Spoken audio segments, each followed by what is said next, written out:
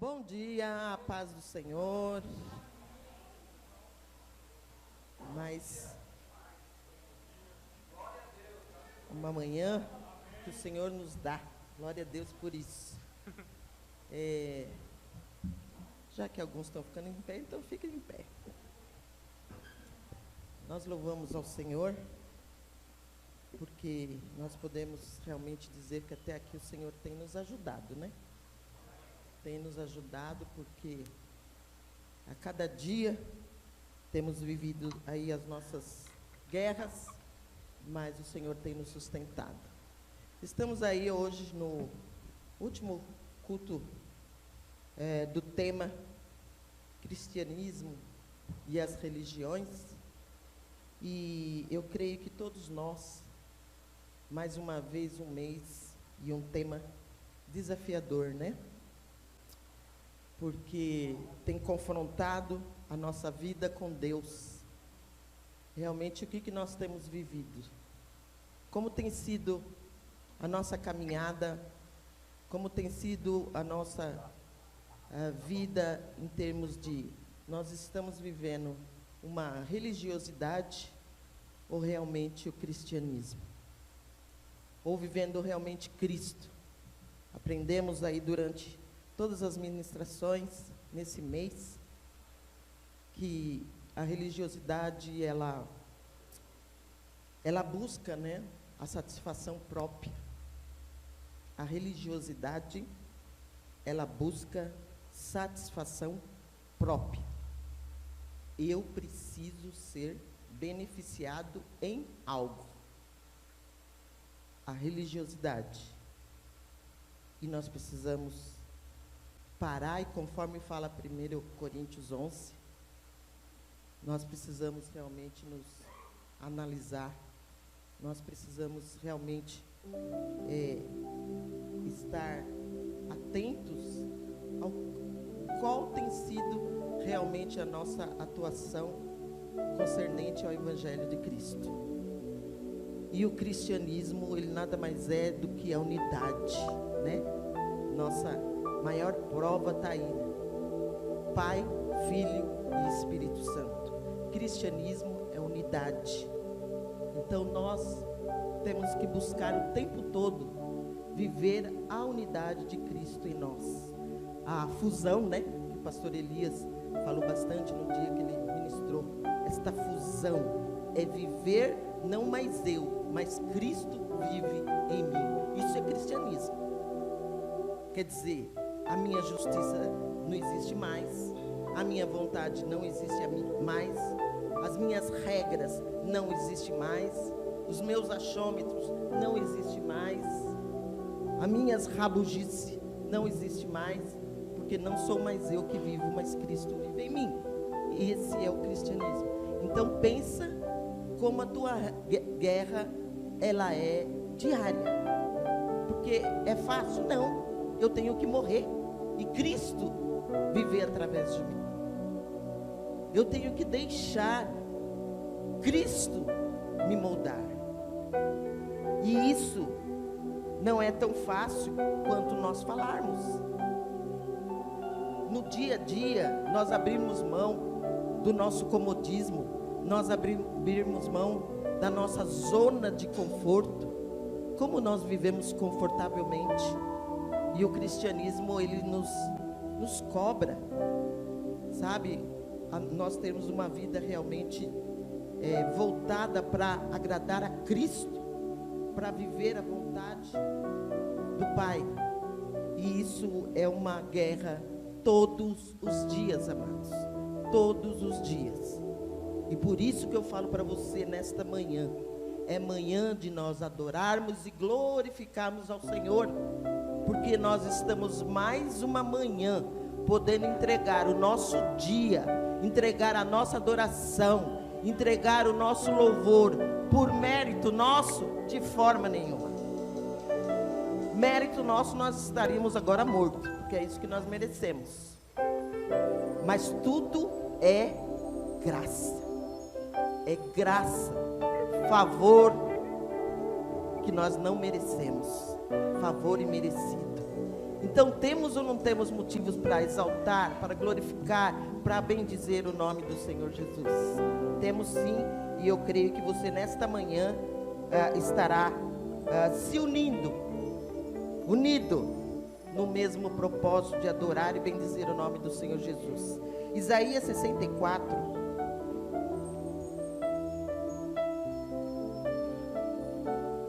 Isaías 64, o verso 8, ele diz assim: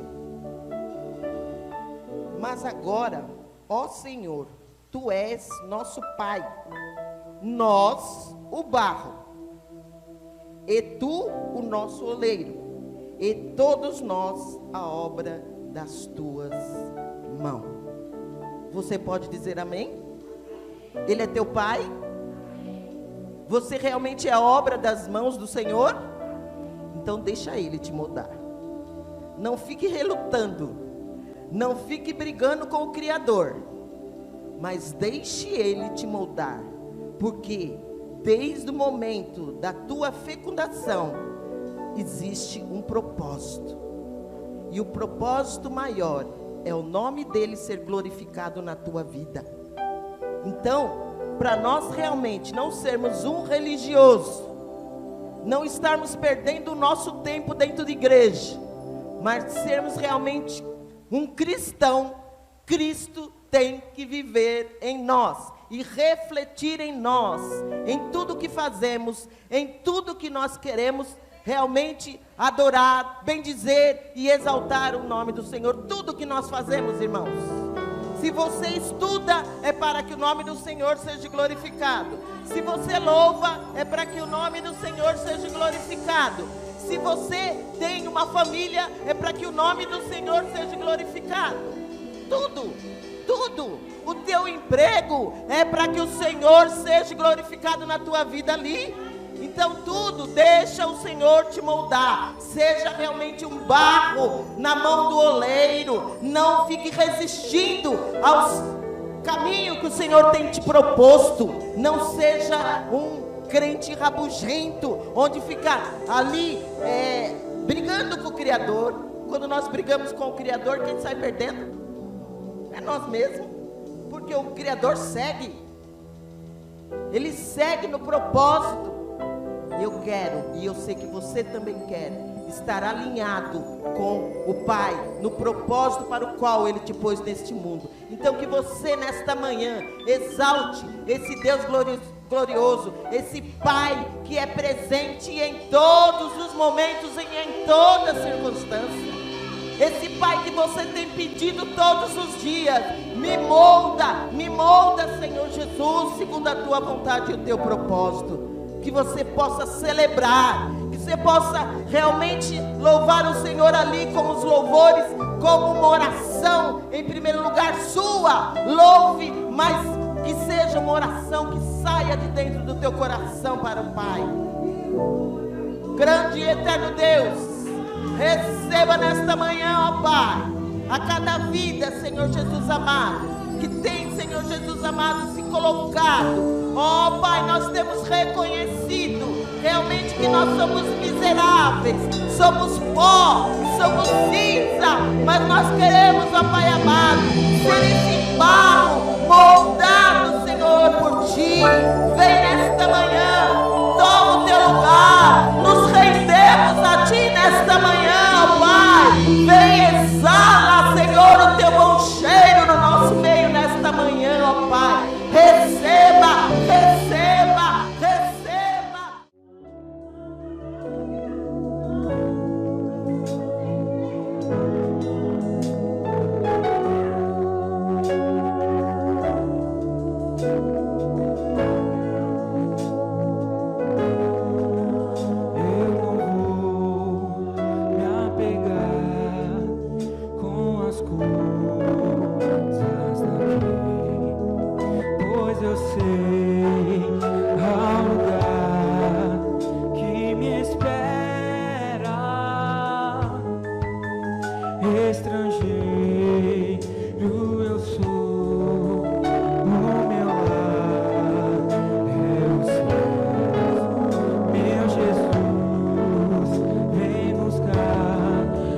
Tua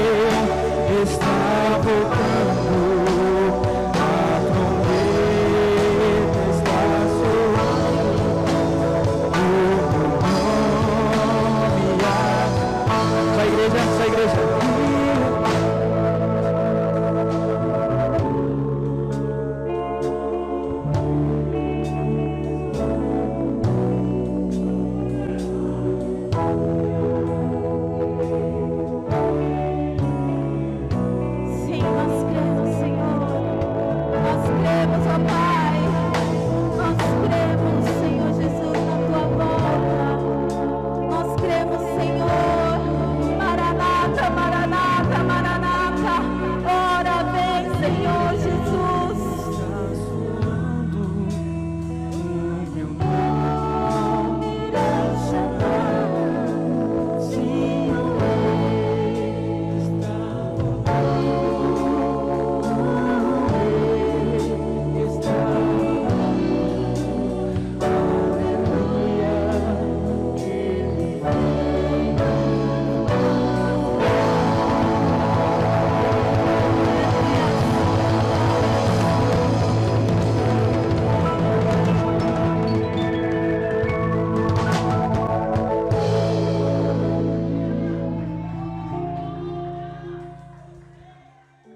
Seu dízimo, sua oferta, vamos orar ao Senhor.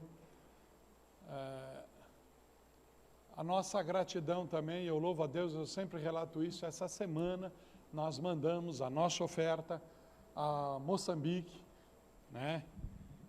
Deus tem permitido com que mantemos essa contribuição para os nossos irmãos de lá. Coloque-se de pé, queridos. Você que depois vai contribuir, tem lá a maquininha, tem o QR Code que vai estar aí para você que vai assistir o nosso culto mais tarde, número da conta bancária, e você pode, de uma forma ou outra, contribuir e cooperar para aquilo que Deus tem já te ensinado e disciplinado para tal. Deus poderoso e amado, nós somos gratos pelo privilégio que temos, ó Pai amado, de ofertar, de dizimar, de contribuir.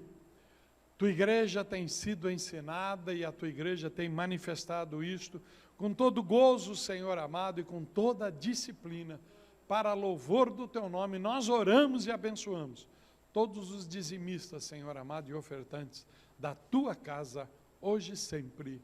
Amém. Dia 12 à noite, o casal pastor Edinaldo e pastora Márcia estarão aqui com os casais fazendo a celebração do grupo de casais já à noite. Amém? Pastora Renata, por favor.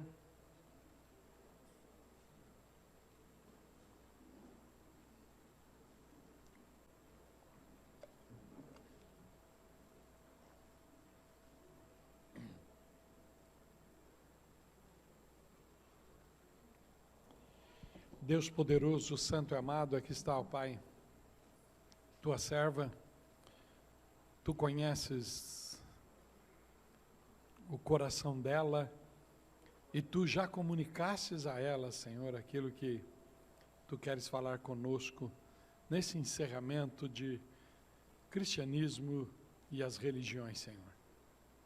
Pai Celeste, usa segundo o teu querer, segundo a tua vontade, e que a tua igreja receba esta palavra de coração aberto e possamos crescer mais e mais para louvor do teu nome, Jesus. Amém.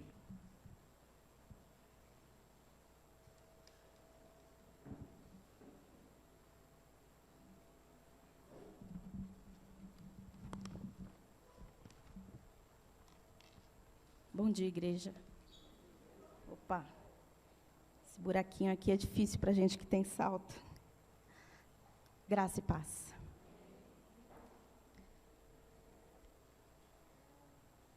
Que tempo gostoso essa manhã. Que maravilha do Espírito, o tempo que Ele preparou para nós. A palavra do Senhor declara que esse é o dia que o Senhor fez. Nos alegremos, celebramos, tenhamos a liberdade nele. Eu estava ali, no meu canto, ali, no momento da abertura, e eu pensei comigo, a pastora poderia continuar. Porque pastora isso é bom demais, quando a abertura toma tudo aquilo que, né, que a gente tem em mente pelo Espírito, porque nada nós temos se do alto não for concedido. E eu disse, por que ela não vai até o fim, não é?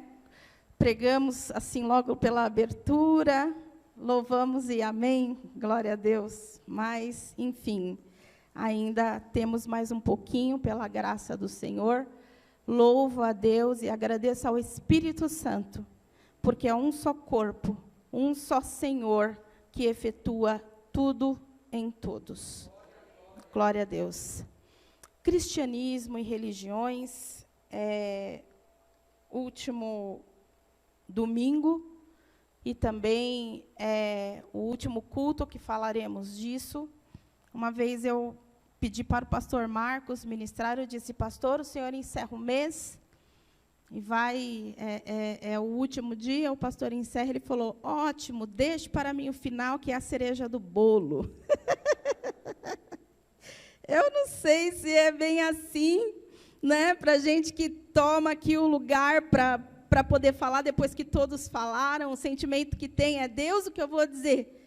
Né, depois de tudo que se explanou, depois de toda a graça manifesta neste lugar, mas a nossa vida está nas mãos do Senhor, e a palavra, ela se renova, a misericórdia do Senhor se renova, as revelações do Senhor se renovam, e Ele sempre nos dá uma glória nova, Ele sempre nos propicia um tempo diferenciado, e aqueles que ouvem o que o Espírito diz às igrejas, têm os seus corações transformados e preparados para a próxima ação, seja ela nos próximos minutos, nas próximas horas ou nos dias seguintes, estamos preparados, porque o Espírito fortalece. Como diz a palavra do Senhor, a alegria do Pai é a nossa força, e sempre será. Antes de entrarmos na palavra, eu quero só trazer uma pequena introdução acerca de religião. E é importante que nós tenhamos essa introdução antes de eu, de fato, ler os textos. Mas, se você quiser, já deixa aberto comigo Atos, capítulo 17.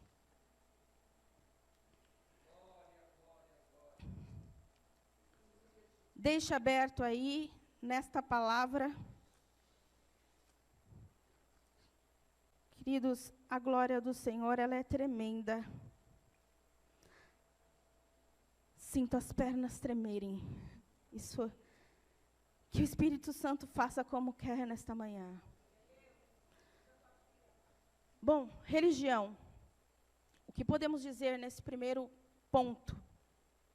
Nós sabemos que religião é um conceito bastante antigo, já estabelecido no mundo. Desde que o mundo é mundo, desde que a natureza é caída, religião está lá.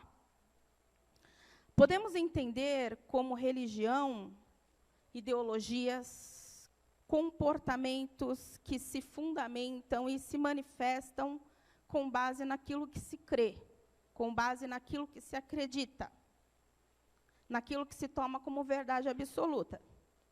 Eu quero dizer que tudo aquilo que você crê é uma verdade para você, porque assim você acredita. Nas religiões não é diferente. Se propagam porque se crê, se acreditam que assim é. Eu quero te dizer uma coisa, toda crença é uma verdade absoluta para aqueles que acreditam em suas doutrinas. Então, guardem essa frase. Toda crença é uma verdade absoluta àqueles que acreditam na sua doutrina.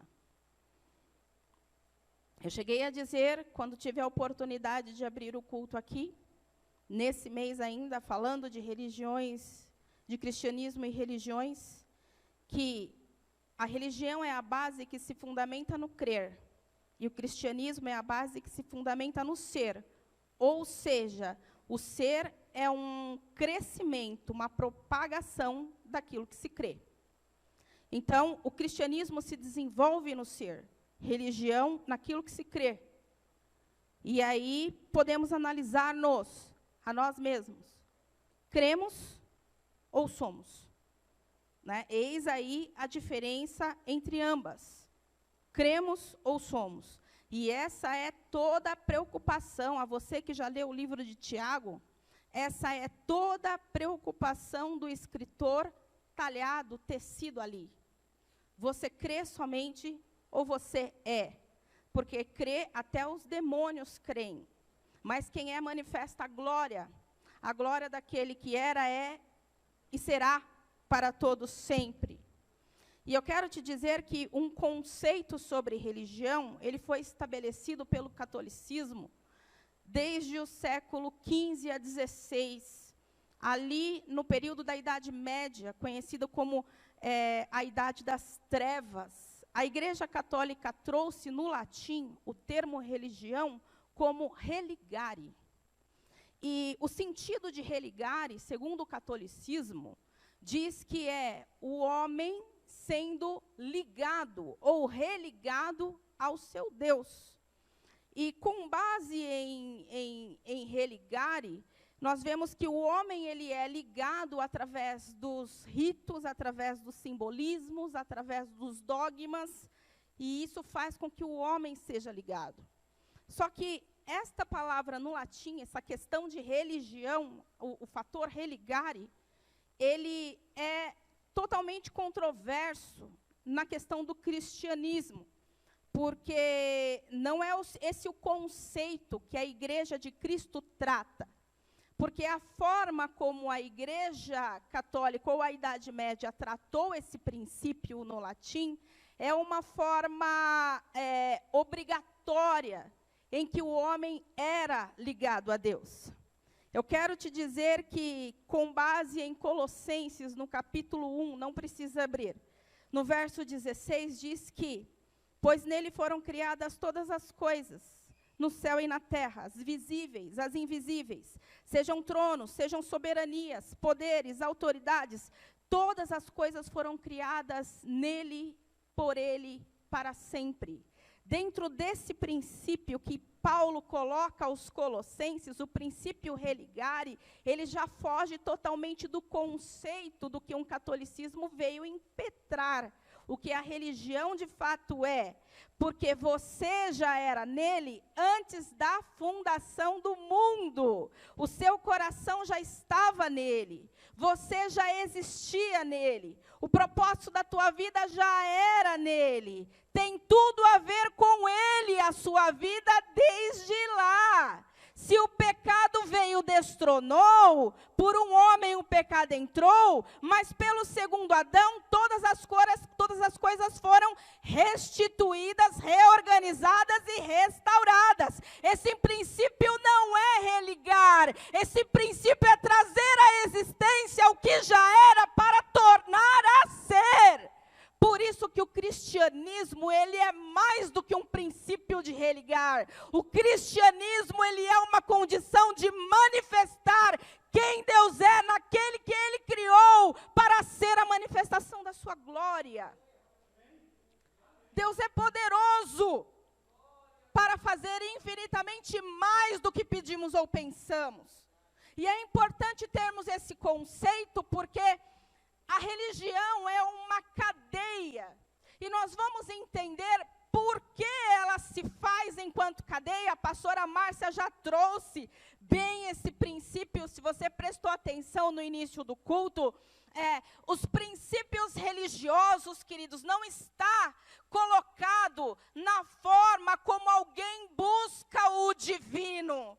A forma da religião está colocado na questão de, além de se buscar um divino, de que forma se vive. Nós não buscamos divino, nós temos o divino, não um divino, o divino. Por isso manifestamos a glória tal como ela exatamente é.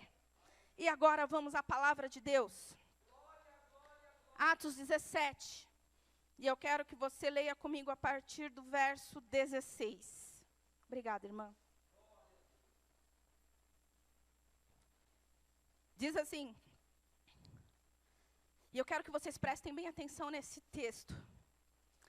Enquanto Paulo os esperava em Atenas, o seu espírito se revoltava em face da idolatria dominante daquela cidade.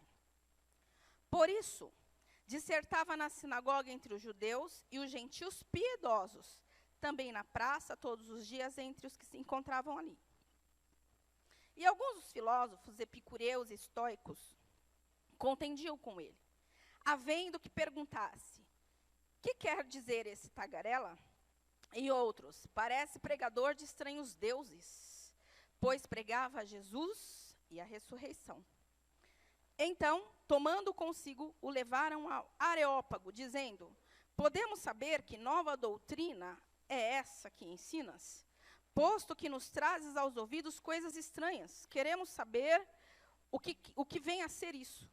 Pois todos os de Atena e os estrangeiros residentes de outra coisa não cuidavam, senão de dizer ou ouvir as últimas novidades. Então Paulo, levantando-se no meio do Areópago, disse: senhores atenienses, em tudo vos vejo acentuadamente religiosos.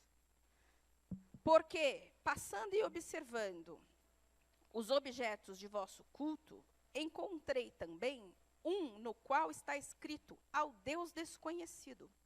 Pois esse que adorais sem conhecer é precisamente aquele ao qual eu vos anuncio. O Deus que fez o mundo e tudo o que nele existe, sendo ele Senhor do céu e da terra, não habita em santuários feitos por mãos humanas, nem é servido por mãos humanas como se de alguma coisa precisasse. Ele mesmo é quem dá toda a vida e respiração e tudo mais. De um só fez toda a raça humana, para habitar sobre toda a face da terra, havendo fixado os tempos previamente estabelecidos e os limites da sua habitação, para buscarem a Deus, se porventura, tateando, o possam achar, bem que não está longe de cada um de nós, pois nele vivemos, nos movemos e existimos, como alguns dos nossos poetas têm dito, porque dele também somos geração. Sendo, pois, geração de Deus, não devemos pensar que a divindade é semelhante a ouro, prata, pedra ou trabalhos pela arte e imaginação do homem. Ora, não levou Deus em conta os tempos da ignorância. Agora, porém, notifica aos homens em todos e em toda parte que se arrependam. Porquanto estabeleceu um dia em que há de julgar o mundo com justiça, por meio de um varão que destinou e acreditou diante de todos, ressuscitando-o dentre os mortos. Pai, esta é a tua palavra. Deus, este é o teu tempo. Quem é o homem para que dele o Senhor se lembre? Mas diz a sua palavra que o Senhor nos amou primeiro. Espírito Santo, de nós nada temos e nada podemos fazer. Só temos se do alto for concedido. Logo pedimos que a tua palavra, ó Pai, assuma neste momento o propósito pelo qual será liberada. Deus Santo, Deus amado, que os nossos corações estejam preparados, os nossos ouvidos atentos e o nosso espírito, ó Pai, possa, Senhor, dentro do nosso interior, disseminar essa palavra e trazê-la, Senhor Jesus, como um componente, ó Pai, de fortalecimento, de graça e de vida, para que nela vivamos e andamos e manifestemos a tua glória e o teu poder. Deus Santo, Deus Eterno, eis-nos aqui. Faz o que tu queres fazer, porque já desde o início o Senhor já deu sinais da tua glória no nosso meio. Deus, tomamos posse, Senhor, dos céus abertos. Tomamos posse da tua Shekinah. Nós tomamos posse da tua presença em nós. Flua, Espírito Santo, no meio do teu povo. Flua, Espírito Santo, com liberdade. Nós ordenamos, no nome de Jesus, que todas as cadeias, Senhor, caiam por terra agora. Nós ordenamos, ó Pai, que todo bloqueio mental seja dissipado para a glória do Senhor. Nós ordenamos que toda cadeia que prende, Senhor, mente, corpo, pernas, pés, Deus, seja repreendido no nome de Jesus. Deus Santo, Deus amado, cerca este ambiente, Pai, para que o inimigo das nossas almas, para que as krakatoas do inferno não venham nos observar, para não roubarem a nossa bênção. Deus Santo, Deus Eterno, nós decretamos, Senhor, a liberdade do Teu Espírito. Sopra vento, sopra Espírito Santo de Deus neste lugar, porque o Senhor tem a liberdade. Já há um hálito novo, Senhor, nas nossas narinas, desde o começar desta manhã. Nós te respiramos, nós te inspiramos, e Deus, nós queremos sermos movidos pelo teu hálito, porque o homem viveu por esse hálito naquele jardim, e assim vivemos nós no teu jardim secreto. Oh Deus Santo, Deus Eterno, nós te louvamos e bendizemos o nome, no nome de Jesus.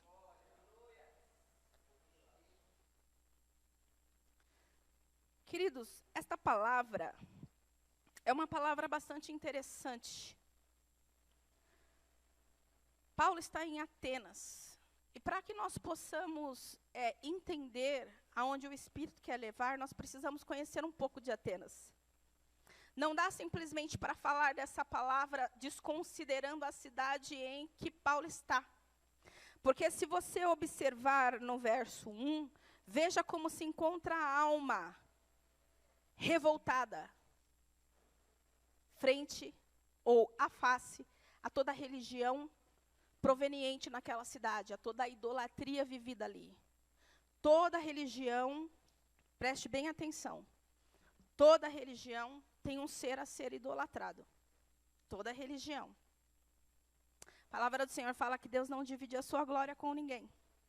E eu quero com você, através do Espírito Santo de Deus, e entender o coração de Paulo aqui frente a toda essa idolatria. Eu quero pelo Espírito Santo, fazer com que a nossa mente possa vagar na cabeça do autor. Quem escreveu o livro de Atos foi Lucas. Eu quero, na cabeça do autor, tentar, através do Espírito, explicar quão terrível é a religiosidade humana, a idolatria humana. Porque nós costumamos ver a idolatria do lado de fora. Ele é idólatra. Determinadas religiões são idólatras. Mas e a idolatria nossa? Não tem idolatria aqui não? Não tem não. Né? Vamos entender Atenas então, para que nós possamos testificar se tem ou não. Não é? Com base no texto lido, vamos entender aqui. Qual é o cenário? Paulo está na segunda viagem missionária. Segunda viagem. Depois, se vocês acompanharem para trás, ele foi expulso de Tessalônica. A pregação de Paulo, veja bem, é o Cristo ressurreto. É a ressurreição de Cristo. Esta é a palavra que ele prega em todas as suas viagens. Essa é a mensagem principal do livro de Atos. E essa é a mensagem principal da igreja, porque ele foi ressuscitado e nos ressuscitou junto. Atos dos Apóstolos continua sendo escrito pela igreja do Senhor. Vivemos este tempo ainda. Enquanto formos igreja, vivemos esses atos da manifestação poderosa do Espírito. E isso está intrinsecamente ligado à ressurreição do Senhor. E depois de ter sido expulso de Tessalônica, ele vai para Bereia. Em Bereia fica um tempo, os de Tessalônica vão para Bereia, causam confusão, expulsam ele de lá também. Daí ele vai para Atenas, e Atenas ele fica um tempo. E o que acontece? Quando ele chega em Atenas, o que ele se depara? Ele se depara com uma cidade, porque dentre das 3 cidades universitárias que se tem ideia do tempo helenista, que é Atenas, Alexandria e Tarso, Atenas é a primeira cidade universitária, ou seja, é a primeira, como que eu posso dizer, é a primeira base intelectual do mundo, é Atenas. Ali estava a escola, todas as escolas filosóficas, Tarso e Alexandria também tem, mas os atenienses, eles tinham um ponto de inteligência um pouquinho maior que os gregos. eram extremamente sábios. Haviam filósofos de tudo quanto é jeito e tipo que se possa entender. Tanto que quando Paulo prega no Areópago, ele precisa citar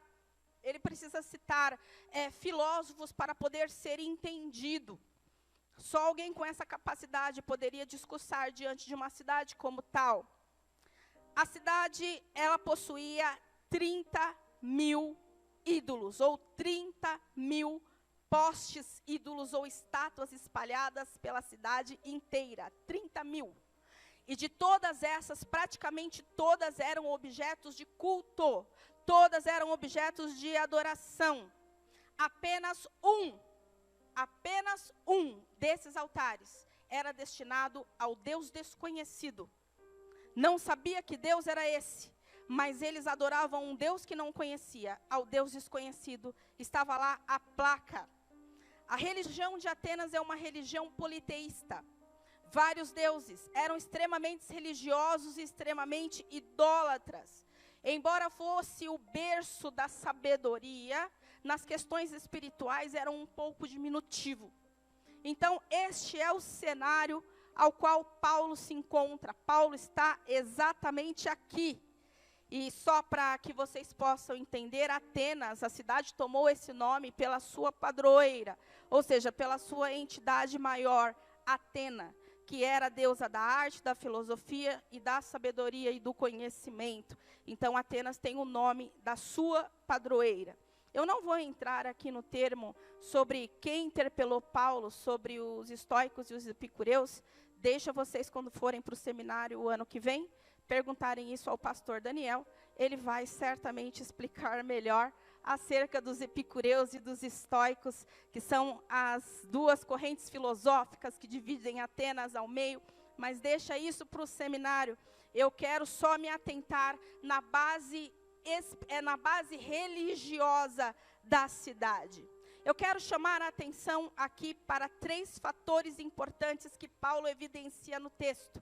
O primeiro eu até já comentei. Paulo, no verso 16, ele se sente extremamente revoltado frente à idolatria. O segundo ponto que eu gostaria de ressaltar do texto está no verso 23. Eles prestam culto e adoram, mas prestam culto a um Deus desconhecido que não sabe quem é, não sabe de onde vem, não sabe a origem desse Deus. Mas segundo a pregação do apóstolo Paulo, esse Deus desconhecido é Cristo ressuscitado. E esse é o contexto da sua pregação, como vocês viram aqui na leitura.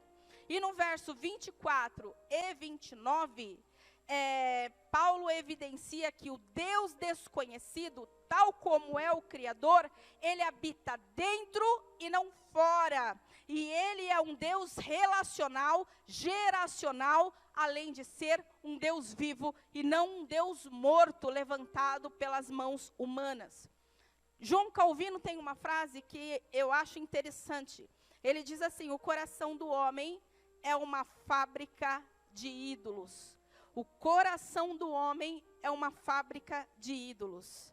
Esse cenário todo refletido em Atenas nos faz entender o seguinte: você se torna aquilo que você adora. Você é reflexo da onde está o seu coração. Mateus 6:1 declara isso. Né? Ali aonde está o seu coração é o que vai te assenhorar, é o que vai manifestar mais em você. Só que tem uma coisa: se você se torna aquilo que você adora, Deus também te recompensará segundo a sua adoração. Deus te recompensará segundo a sua adoração. Eu só gostaria que você acompanhasse comigo Romanos 1, verso 21 ao 23. Dá para pôr aqui? Por favor? Que aí eu leio com os irmãos aqui.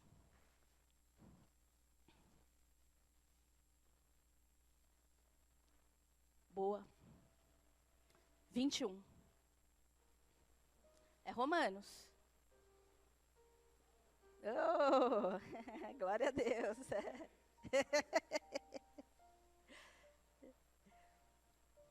Bora lá? Deu? Romanos 1, 21.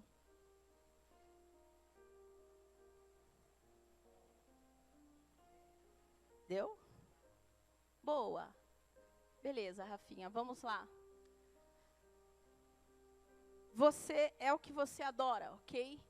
Mas Deus também te recompensa de acordo ao que você adora. Porquanto, tendo conhecimento de Deus, não glorificaram como Deus, nem lhe deram graças. Antes se tornaram nulos em seus próprios raciocínios, obscurecendo-lhes o coração insensato. Inculcando-se por sábios, tornaram-se loucos. 23. E mudaram a glória do Deus incorruptível em semelhança à imagem de homem corruptível, bem como de aves, quadrúpedes e répteis. Querido, isso que nós acabamos de ler é exatamente o estereótipo de Atenas.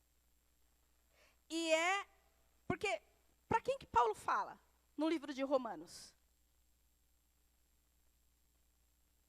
Não é aos de fora, ok? Paulo está falando aos gregos convertidos de Roma. É a igreja de Roma que está ouvindo essas palavras. Essas palavras são para nós. A característica ateniense está no texto. Mas o Senhor declara que, por terem isentado, por terem se esquecido da glória do Senhor, das suas verdades e de quem Ele é, o Senhor os entregou a uma mentalidade nula. Porque tornaram-se sábios ao seu próprio entendimento, sábios aos seus próprios olhos, e descartaram a verdade e a sabedoria da verdade. Isso é um propósito de Deus, é Deus quem efetua esta causa. Não está se falando do demônio, está falando de Deus efetuando esta causa. E é aí onde a coisa funila, é aí onde fica difícil.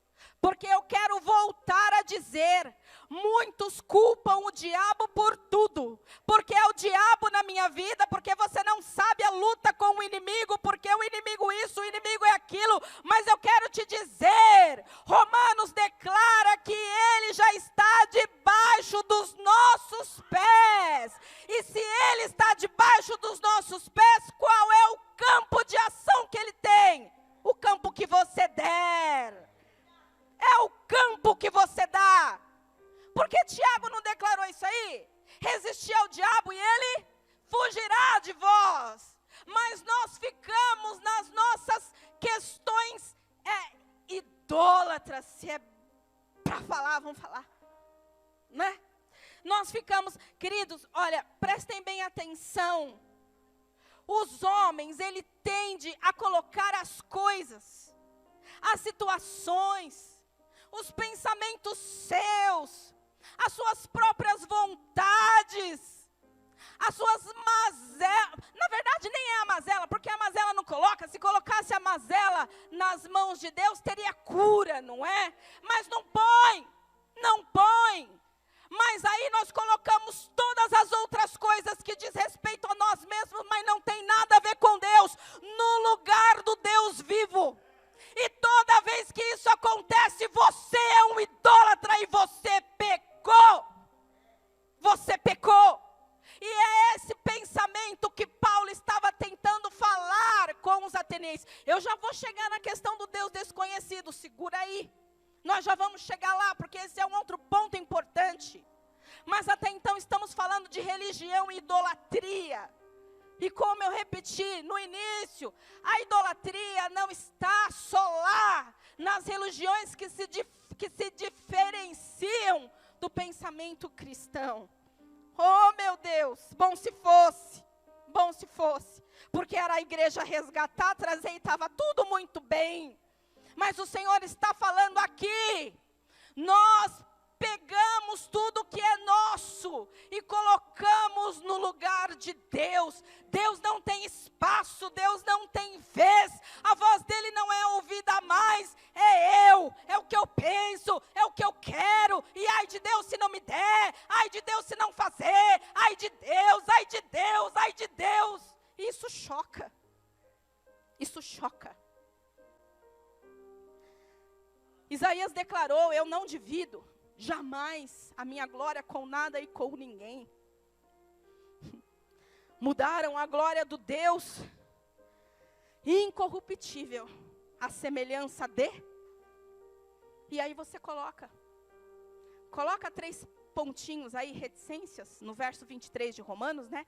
E mudaram a glória do Deus incorruptível, a semelhança da imagem de.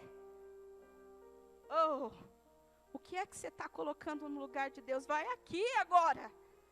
Vai aqui, entra nesse contexto, porque está se referindo a nós aqui, a conversa é com a gente agora. É nós. Desde que o mundo é mundo, queridos, os homens criam imagens para si. Pode observar o Antigo Testamento inteiro. É idolatria sendo condenada, em cima de idolatria sendo condenada. Desde os primórdios dos pais da igreja, dos pais da fé, haviam questões religiosas e idolatrias. Projetam as suas crenças em algo inexistente na ânsia de satisfazer o quê? O seu ser. Não tem outro caminho para pensar. E aí vem dizer que nós não somos religiosos, não, porque nós não estamos nem um pouco interessados com a gente, estamos interessados no próximo. Oh, mentirinha poeta. Não tem como, gente, não tem como. Estamos mais interessados no nosso umbigo, sim. As coisas de Deus ficam em segundo lugar. E não somos religiosos de jeito nenhum. Ó, adoração múltipla aqui, veja Atenas e enfim, adoração múltipla. O que é adoração múltipla? Adora muita coisa. Ela se forma, ela se fundamenta porque o desejo da pessoa, vamos supor, você criou uma imagenzinha. Pediu, nada. Você vai criar outra, porque se essa não resolveu, você vai para outra. Pede, não resolveu, você cria outra. Está entendendo? 30 mil postes ídolos em Atenas. Mais ou menos, 30 mil. Como pode uma cidade ter tanto ídolo? 30 mil. E aonde vai a nossa alma nesse quesito? Você pede. Deus não dá. Você recorre à sua circunstância. Você não espera. Você recorre a você. Você recorre a você. Ou você recorre a outros. Queridos, o que Deus tiver de te dar, o que Deus tiver de fazer, Ele vai fazer. Independente a circunstância, o meio em que Ele usar, Ele vai fazer. Deus é Deus. Eu não preciso recorrer. Sabe o que isso me traz à mente? Quando Elias estava diante dos profetas de Baal. Ó, vamos cavar essa vala aqui. Vamos colocar a oferta aqui, nessa vala, picada. Vamos ver quem é o Deus que vai consumir isso aí primeiro. Vocês clamam e eu clamo, começam com vocês. Temos até o fim da tarde para fazer isso. Vamos ver se Baal responde. Pediram, não resolveu, começaram a se bater. Não resolveu, começaram a arrancar sangue uns dos outros. Aí vem Elias e diz, pode parar, enche de água isso aqui. Encheu de água, molhou a oferta. Deus, sei que tu me ouves. Mostra para esse povo que é Deus em Israel. Foi toda a oferta consumida. Não precisa. Deus é Deus. Deus é Deus. Mas a nossa alma é tão cheia de coisinha, não é não? Tão cheia de coisinha. Como é difícil a conversão. Como é difícil a conversão. Como é difícil Jesus moldar meu caráter. Como é difícil no período de espremer. Eu não quero não. Eu quero ficar bem. Viu que você é o que você adora. E adoração na Bíblia, tanto no Antigo como no Novo Testamento, a gente pensa por outro lado. Mas adoração é serviço. Adorar é servir. adoração é serviço. Eu não vou dizer que nós não trabalhamos em outras instâncias com o termo adoração. Trabalhamos sim em cânticos. Você enaltece o Senhor. Você o adora, porque Ele é. Na reverência, curvar-se diante dEle é uma adoração, porque Ele é o autor e consumador. Na humilhação, né, reconhecendo que Ele é mais do que nós, tudo isso é adoração. Mas o cerne da questão, em todas as escrituras, a adoração é serviço. Serviço. O pastor Moacir falou na terça-feira aí, que ele pregou sobre João 4, 23, né? Vem a hora, já chegou, em que os verdadeiros adoradores adorarão ao Pai em espírito e em verdade, porque estes são os tais que o Pai procura. O Pai está procurando um serviço excelente. Serviço excelente que o Pai está procurando. E eu quero te falar uma coisa. A igreja tem sim campos, áreas de seus serviços. A igreja funciona porque vidas, pessoas prestam serviços. E prestam serviços a Deus, não é o homem não, é a Deus. Prestam serviço a Deus. Mas eu quero te dizer, que tipo de serviço vem sendo prestado nesses dias? Qual é a excelência da glória no que se faz? No serviço das mãos. Queridos, olha, o Senhor declara na palavra que Jesus, né, falando, aquele que fez, chega no final, Jesus declara, servo inútil. Ou pensa você, num sol quente desse, trabalhou, mas trabalhou, suou, cansou, pegou bolha na mão, no pé, enfim, trabalhou. Aí no final do dia vem você para receber. Jesus fala para você, tem salário para você não. Seu serviço foi inútil, não prestou para nada, não valeu de nada. Hã? Aí vamos perguntar, por que, Senhor, o meu serviço não valeu de nada? O que acontece? Eu dei o meu suor. Querido, não é a força bruta. Não é só aquilo que sai da mão. Deus não quer o que sai da mão, Deus quer o que sai do coração. Se não sair do coração, não presta. Entende? Não presta. É o doar-se ao Senhor. Nós vemos que o serviço, hoje, ele sofre um certo déficit. Você se esforça num serviço, um exemplo, você se esforça para colocar esse púlpito em ordem. Mas se chegar alguém do teu lado, você trata com 3, 4 pedras na mão. Porque o teu negócio é fazer e arrumar aqui. Mas não é o teu próximo. Não é o teu próximo. Você quer fazer e acontecer e tanto faz. Quais são os meios e recursos que você levanta para o que você está fazendo? Lembra de João Batista? Onde estava? No deserto. Que tipo de roupa? Peles. Comia o quê? Gafanhoto e mel silvestre. Não estava nem aí para quem estava olhando. Porque achavam ou deixavam de achar. E aí disseram, mas tanto serviço. Para quê? Porque ele é maior do que eu. Eu não sou digno de abotoar as suas sandálias. E tudo que eu faço é para que ele cresça e eu diminua. Olha bem quem é você. Olha bem o que está no seu coração. Porque, querido, eu vou te falar. Você pode fazer e acontecer nessa casa.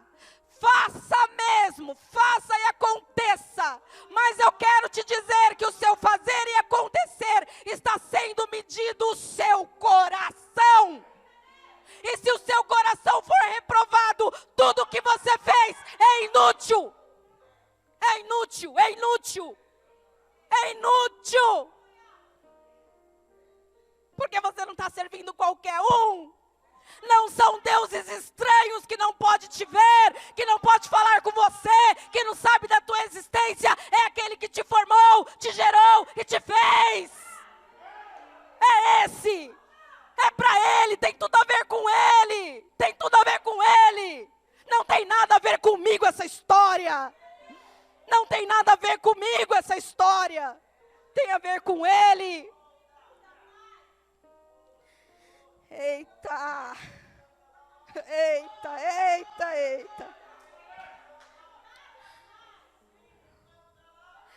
Se não for assim, não é adoração.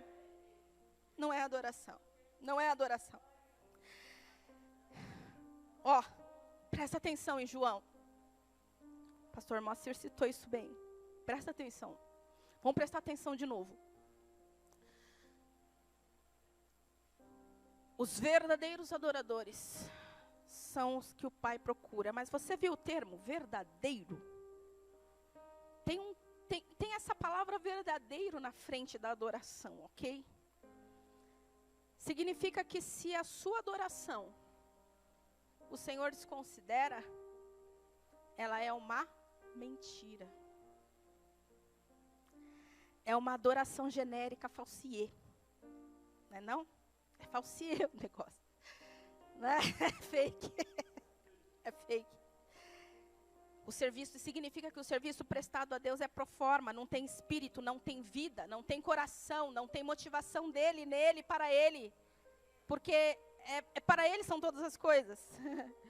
Ou seja, não é nada autêntico, não tem entrega, não tem relacional. O serviço não tem um fim em Deus. O serviço, porque eu quero te dizer o seguinte, o serviço que nós prestamos no Senhor é um meio, não um fim. O fim é responsabilidade dele. Só que nós usamos o serviço que nós fazemos para um fim. Tem que dar um resultado, e esse resultado tem que agradar. Não é não? Tem que agradar, mas tem que agradar quem? Tem que agradar quem? O serviço. E outra coisa de João, o Pai procura. O Pai procura. Se procura, precisamos rever os nossos pontos e os nossos conceitos. Nós somos igreja de Cristo. Não era para o Pai estar procurando nada. Não era. Era para o Pai estar satisfeito, tranquilo e dizer, eu achei. Vou para o descanso do meu repouso, porque eu achei. Eu achei. Que sejamos essa igreja aí, ao qual Deus se agrade de nós.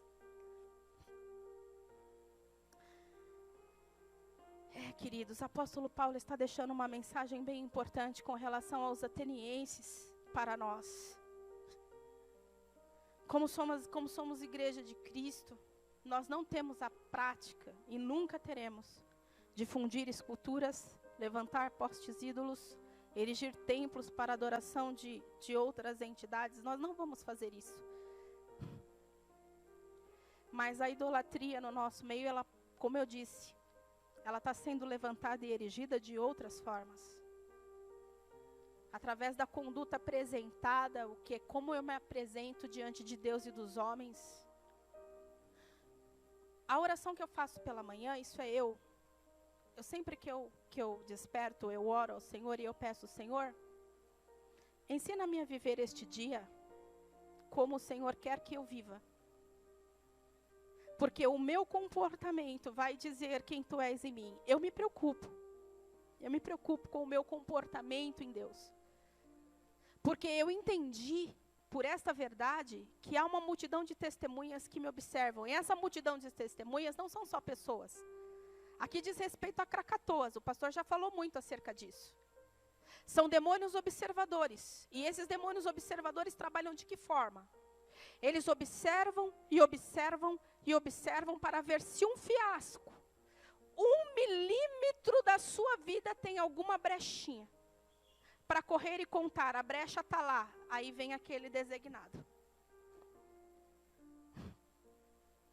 A conduta apresentada fala muito de Deus.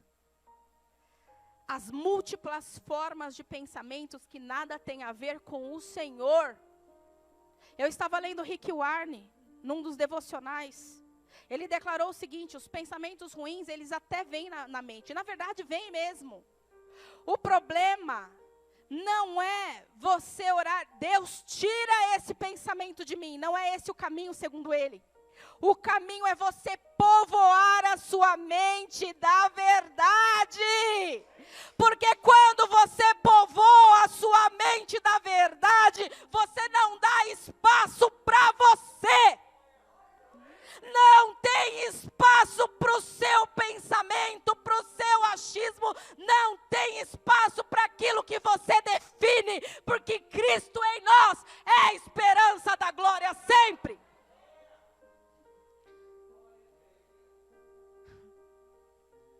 As idolatrias nas nossas filosofias, nas nossas verdades, queridos, vocês já observaram que como nós temos verdades, fatos e argumentos para apresentar para Deus, hein? Como? Como? É o mundo, a era das desculpas inúteis. Vem mentir para Deus, não. Que Ele sabe quem você é. Colossenses 3, pode colocar aqui para mim, por favor? Colossenses 3. Quero acompanhar com vocês aqui.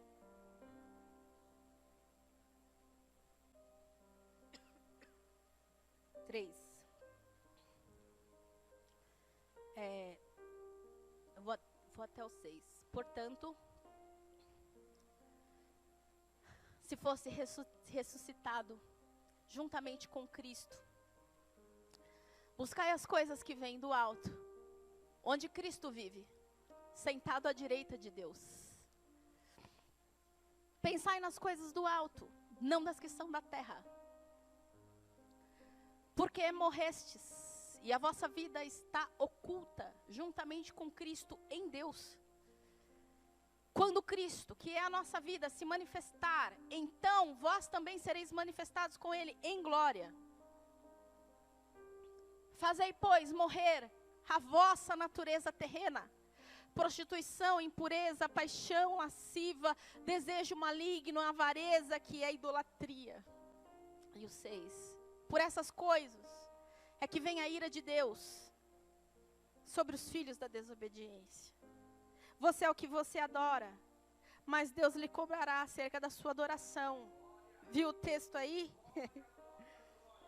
Há vários altares erguidos, queridos. Vários altares erguidos. Não se faz ideia do quanto se idolatra o mal dentro do ser. Tem gente idolatrando malignidades dentro de si, porque não consegue viver sem ela. Olha que situação que chega um ser desse. Olha a situação, queridos. A nossa mente realmente precisa mudar. Romanos 12. Não vos conformeis com este século. O que é esse século? Sistema maligno e humano que nos povoa, que nos corrompe, que nos destrói, porque só faz isso porque há ausência de Deus. Não faria se você tivesse cheio de Deus, não faria. Quantos altares? As pessoas permanecem anos e anos e anos na mesma condição falida. E é falido de mente, é falido de coração, é falido de ânimo, é falido de tudo que você possa imaginar, é falido dentro da casa de Deus, dentro da casa de Deus. Cultuam seus próprios demônios, ao invés de chegar ao Deus da libertação. Pai, a minha vida agora é tua. Eu rechaço toda a ação demoníaca da minha mente, do meu corpo. Eu não serei mais ministro de pecado. Não serei mais. Porque Deus é ministro de glória, salvação e libertação. Eu destituo. Eu destituo. Eu destituo. Oh! Senhor, destituímos pela tua glória nesta manhã. Nós decidimos destituir pela glória do Senhor nesta manhã. E não só nesta manhã, mas pelo resto das nossas vidas até que Ele venha. Até que Ele venha. Não cultua suas doenças, não, querido. Não cultua, não cultua. Para, não cultua. Eu sei que existem problemas crônicos. Eu sei, eu mesmo sofro de um. Eu sei que existem problemas crônicos. Eu tenho um problema sério na minha coluna. Enfim, só Deus sabe a dor que eu sinto, mas sempre de pé, nunca reclamando não. Porque Deus é bom. Vejo ali a Marisa também, o quanto sofre com um problema crônico. Não é fácil. Existem problemas crônicos. Mas existem doenças que não é crônica, não. São doenças espirituais da sua mente doentia, que toma teu corpo, se apodera de você e não sai. Já viu aquele negócio? Nem que a vaca tussa. Não sai nem que a vaca... Porque, gente, se você não quiser, Deus não vai operar aquilo que você não quer. Por isso que é esse termo, nem que a vaca tussa, porque Deus pode fazer, mas Ele pode quando você declarar, eu renuncio pelo Senhor. Mas se você não renunciar, oh meu Deus, se eu perguntar aqui, quantos receberam o Senhor como o Senhor e Salvador da sua vida? Eu creio que todos levantarão a mão. Todos levantarão. Mas é interessante que no meio de todos que levantaram as mãos, a gente vai ver aqueles que nunca se sentem felizes com nada. Nunca se sentem felizes com nada, são reclamões. Tudo está ruim. Você já viu isso daí? Nada está bom, meu Deus. E a alegria do Senhor é a nossa força, mas nada está bom. E Deus nos chamou para a liberdade, mas nada está bom. Né? E o Senhor tem ministrado ao nosso coração, mas nada está bom. E Deus é o Senhor das nossas vidas, mas nada está bom. No meio desses que levantaram as mãos, tem aqueles que não perdoam. Foi para a liberdade que Cristo chamou, mas não perdoa. Não deixa. E com isso vem a amargura. E a amargura vai tomando conta. E a vida vai estreitando, mas não perdoa. Não larga as ataduras. Não larga. Quer ficar. Fica então. Para você ver onde você vai. Fica então. Já viu os inconstantes? No meio desses que levantam mãos, os inconstantes com as suas alianças. Irmãos, como há problemas de relacionamento. Você amava ontem, abraçava. Você estava na casa do cara, ou na casa da mina. Você estava lá, né? Hoje você não está mais. Hoje você não quer mais saber. E aí me veio a palavra do pastor Elias, será que você amava mesmo? Porque você batia no ombro e dizia que amava. Hoje você não fala. Ei, não falo porque isso, porque aquilo, fez isso, fez aquilo outro. Do passado Jesus não lembra mais, acorda, um novo tempo para todas as coisas. Feriu, levanta, Jesus cura. Ele passa o mertiolate, lembra como ardia aquilo? Ele passa, ele põe o band-aid por cima, ele cura das suas feridas, ele fala, vai de novo, que eu estou contigo, não se importa. Porque eu faço nova todas as coisas. Mas não adianta, cortou, né? No meio desses que levantam a mão, queridos, caráter tão dúbio, é tão chato, declararmos, eu sou do Senhor e não poder confiar no que você fala. Eu sou do Senhor e não poder contar com a tua palavra que sempre falha. Desculpa, mas eu não vou contar com ele não, nunca vem, sempre dá nome, sempre fala, mas nunca faz. Desculpa. Gente, eita, as nossas idolatrias terríveis. E aqueles que levantaram as mãos, né? E, queridos, esses são íntimos do tempo ocioso, ou do muito fazer. Como tem gente de tempo ocioso que não ocupa o seu tempo com nada que é de Deus. Nada. Nem mente, nem nada. Ou então se ocupa tanto que também não sobra nada. E aonde fica Deus? Aonde fica Romanos? O que Romanos declarou? Você troca a imagem do Deus incorruptível pelas suas... Hein? Aí vemos, né? Senhor, Deus de honra e de glória, olha, me abençoa. Quê? É que nós servimos um Deus bom demais. Hein? Porque se fosse nós no lugar, vou te abençoar nada, cabra safado. Não vou. Aprende a se converter. Quando você se converter, a gente te abençoa. Que tal? Jesus não faz isso. Como Deus é bom. Como Deus é bom.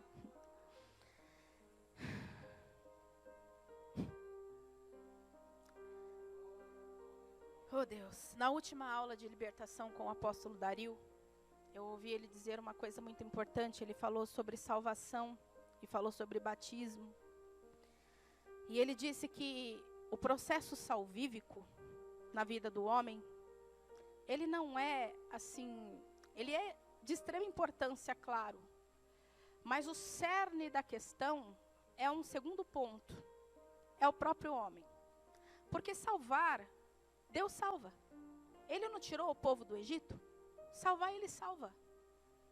Mas o problema, a questão é o segundo ponto aí. Porque para a salvação ter êxito, existe uma atitude. Você tirar o Egito de você. E ele disse que esse é o pior e o campo mais trabalhoso que se tem. Principalmente na área da libertação. E isso é um serviço que só você pode fazer, meu querido e minha querida. A decisão é radical. Ou eu estou com Deus, ou eu não estou com Deus. Ou eu quero Deus e a sua santidade e a libertação na minha vida para que eu viva e flua. Ou eu permaneço morto no pecado. Ou eu vivo para Deus, ou estou morto no pecado. Não há meio termo, entenda isso no nome de Jesus. Não tem meio termo. Ou é, ou não é. Há uma chamada à adoração, mas não adoração a ídolos. Há uma chamada à adoração para que nós lancemos mãos às nossas atitudes inconversas. Nós lançamos mão do nosso coração durinho, sabe? Nós lançamos mão do nosso ouvido surdinho, sabe? E daquele nosso coração tão cheio de rapina. Há uma chamada para adoração.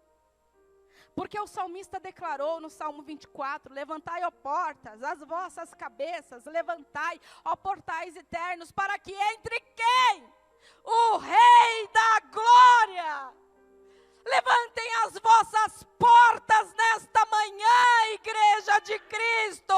É uma chamada à arca do Senhor, a arca de volta, a glória do Senhor de volta a Jerusalém. Regozijamos, festejamos, celebramos, porque a glória está de volta. Levantai, ó porta, as vossas cabeças. Se você observar, não precisa ler, mas do capítulo 17 que nós lemos de Atos, do verso 32 ao 34, não precisa ler agora.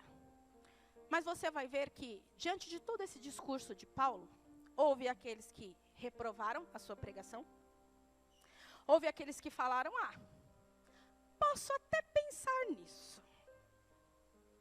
Mas houve aqueles que receberam de gratidão, eu quero. Nós vemos no texto identificado um homem e uma mulher, Dionísio e Dâmaris.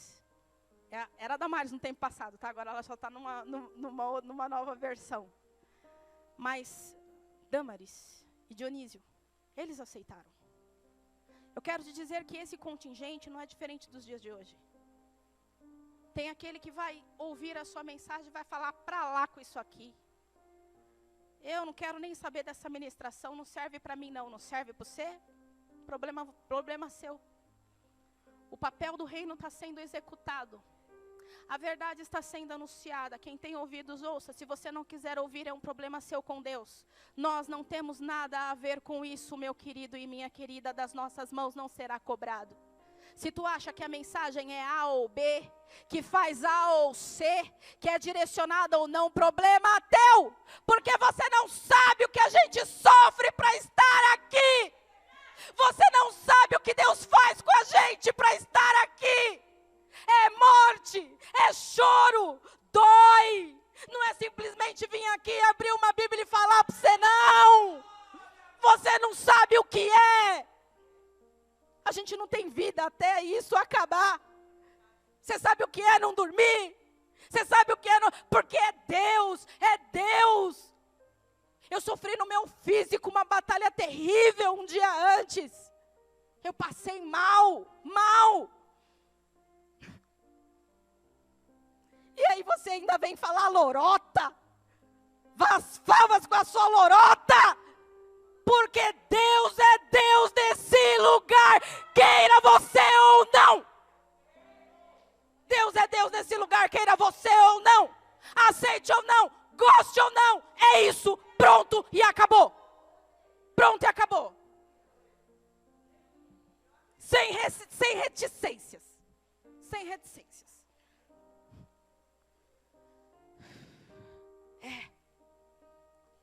Eu quero te dizer que desses aqui, que ouviram a palavra de Paulo, foram a minoria, ok? Queridos, nem todos. Mas o resto do resto sempre estará lá. Sempre estará lá. E não importa se você ouve ou não, se você vai deixar para pensar depois ou não, o momento é agora. Deus não trabalha com depois. Deus trabalha com agora. Se você quiser pensar depois, perdeu. Perdeu. O momento é agora. A decisão é agora. Não tem depois não. Não tem depois não. Depois não vai ser igual. Ou você vai ou você não vai. Jesus está falando. Ou você quer ouvir ou você não quer. Ou você se conserta ou você não se conserta. Joga os seus ídolos hoje ou fica com eles pro resto da vida. Pro resto da vida. Corre comigo rapidinho, eu já estou encerrando. Tiago.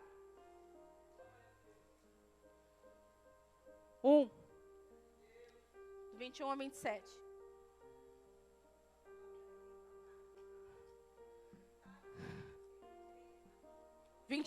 De Tiago, capítulo 1, diz assim: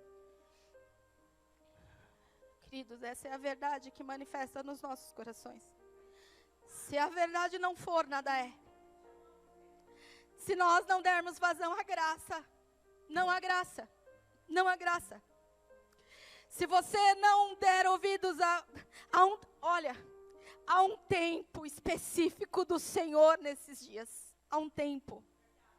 E nós precisamos estar atentos a esse tempo. O Senhor está quebrando cadeias.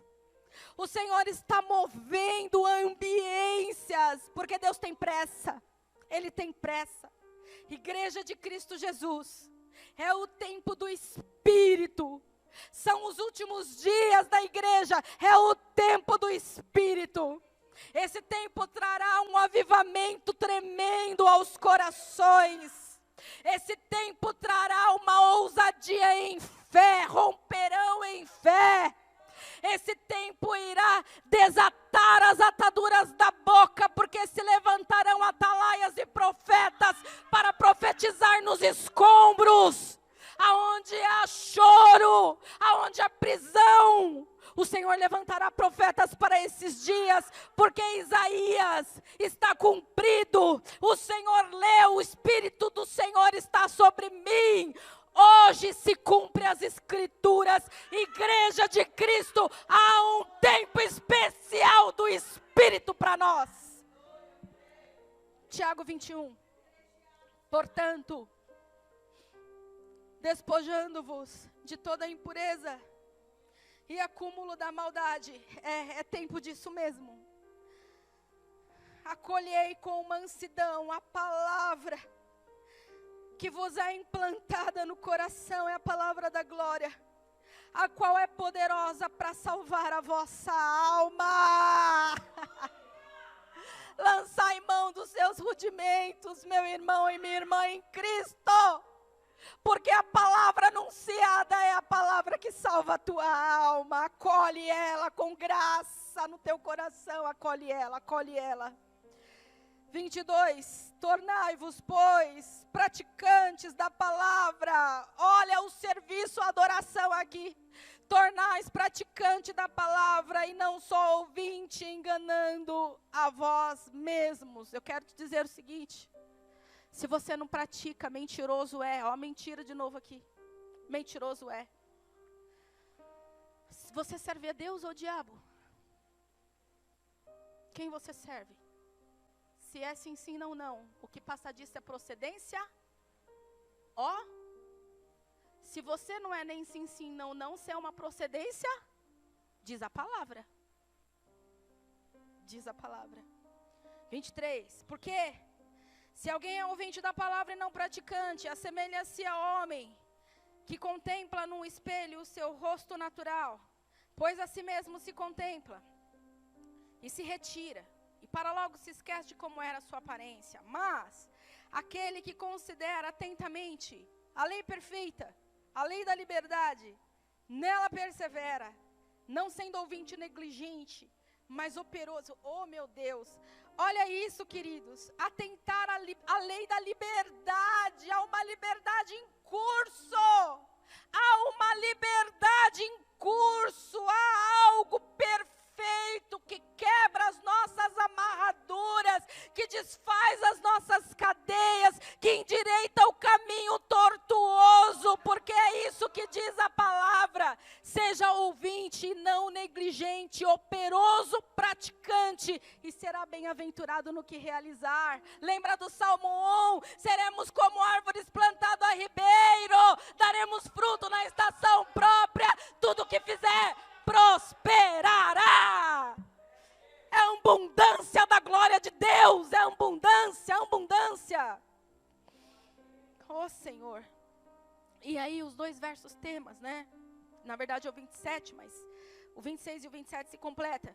Se alguém supõe ser religioso, deixando de refrear a língua, antes enganando o seu próprio coração, a sua religião é vã. A religião pura e sem mácula para com o nosso Deus e Pai é esta: visitar órfãos, as viúvas nas suas tribulações e assim mesmo guardar-se incontaminado do mundo.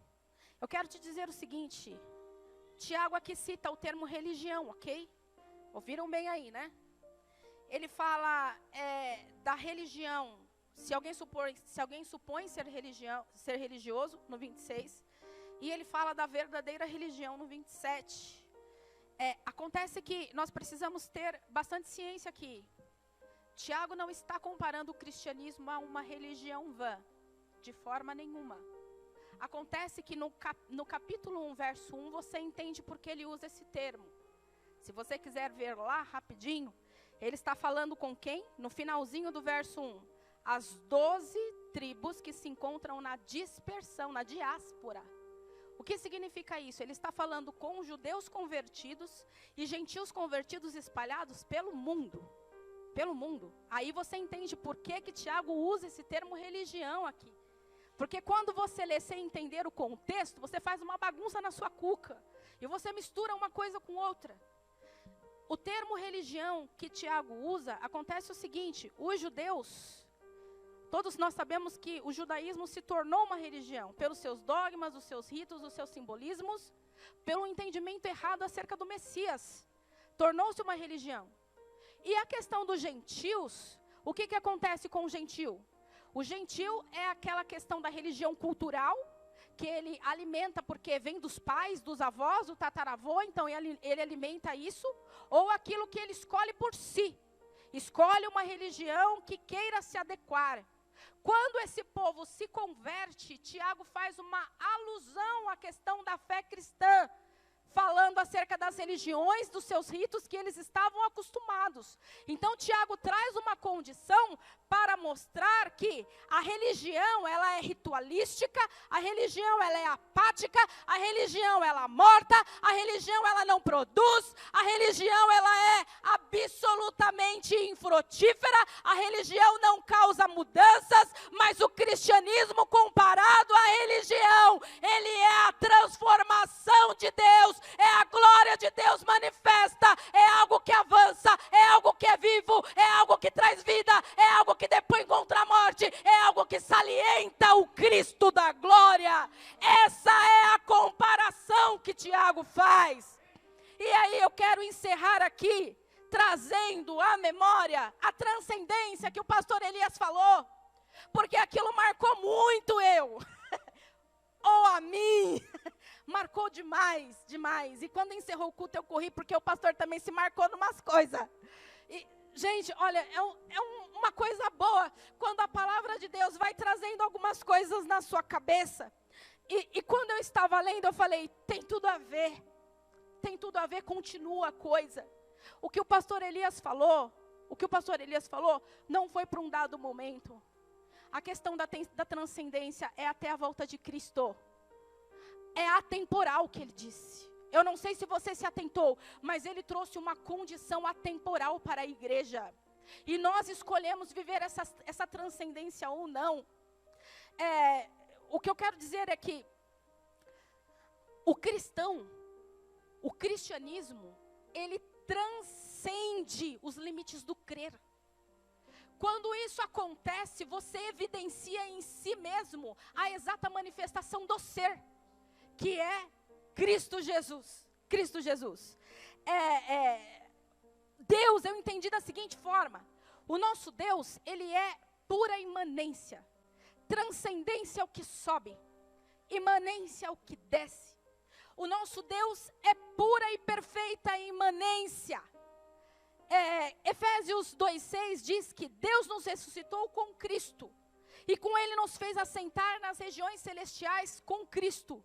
Então, com base em Efésios, eu entendo que a cruz, né, que traz a manifestação plena de quem Cristo é, exerce esse poder de imanência. A glória desce. Por isso que Paulo pregou aos atenienses o Cristo ressurreto. Por conta dessa condição, o Cristo desce, provendo ao homem a transcendência, sobe. Então Deus desce, pela transcendência subimos e ocupamos os lugares celestiais em Cristo. Toda religião promove uma mediocridade, mas a imanência do Senhor nos leva acima da mediocridade e nos faz assentar nos lugares celestes. Essa é a especialidade da glória de Deus para aquele povo que Ele escolheu desde a fundação do mundo. Religião te mantém embaixo, a imanência vem e te leva para cima, porque essa é a glória do cristianismo manifesto na terra. O nosso Deus é conhecido e evidenciado para todos sempre. Cresça e apareça no nome de Jesus. Aplauda o Senhor.